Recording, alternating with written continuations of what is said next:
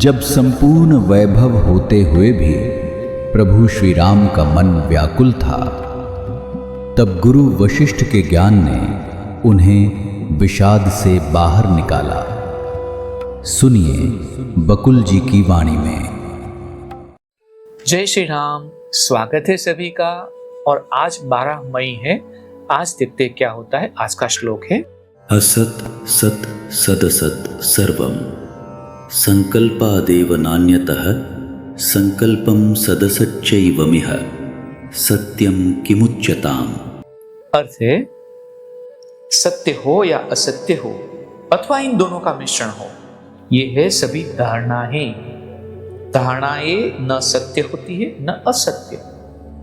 फिर इस ब्रह्मांड में है क्या जिसे सत्य कहा जाए। वशिष्ठ ने आगे कहा, इस प्रकार ब्रह्मांड तथा मनुष्य की सृष्टि का दृष्टांत दिया गया है।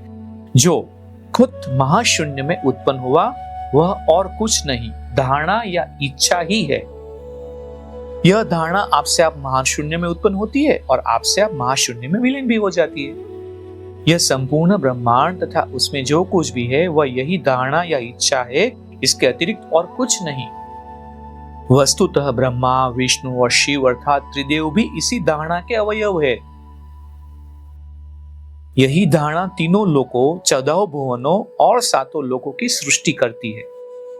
राजा के द्वारा निर्मित नगर भी एक सजीव इकाई है, इकाई, और जिसके अपने कई विभिन्न अंग है और अपनी विशिष्टताएं है। जो अनेक प्रकार के जीव इस तरह उत्पन्न होते हैं, उनमें से कुछ ऊंचे लोकों में जैसे देवता होते हैं और कुछ निम्न लोकों में। राजा ने इस प्रकार कल्पित नगर बसाने के बाद उसकी रक्षा का भार भूत प्रेतों को सौंपा। ये भूत प्रेत अहंकार है।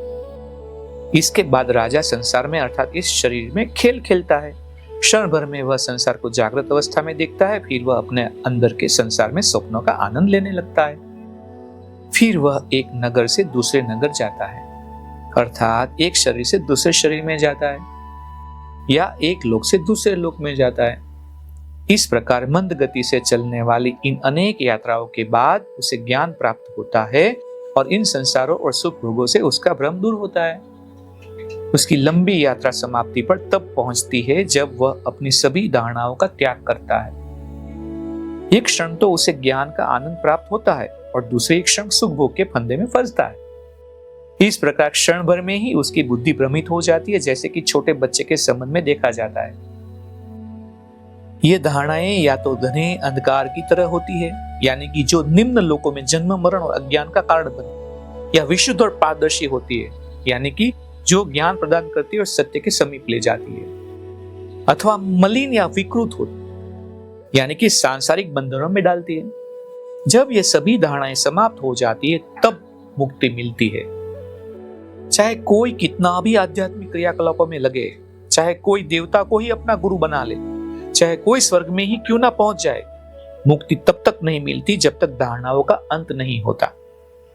सत्य हो या असत्य हो अथवा इन दोनों का मिश्रण हो, ये सभी धारणाएं न सत्य होती है न असत्य।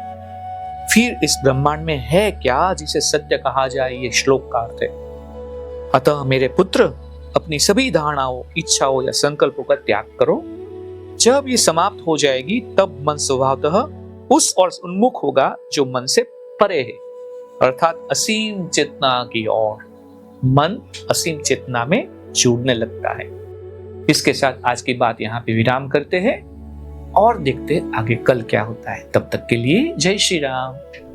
इस ज्ञान यात्रा में हमारे साथ बने रहने के लिए चैनल को सब्सक्राइब करें और बेल आइकॉन दबाएं।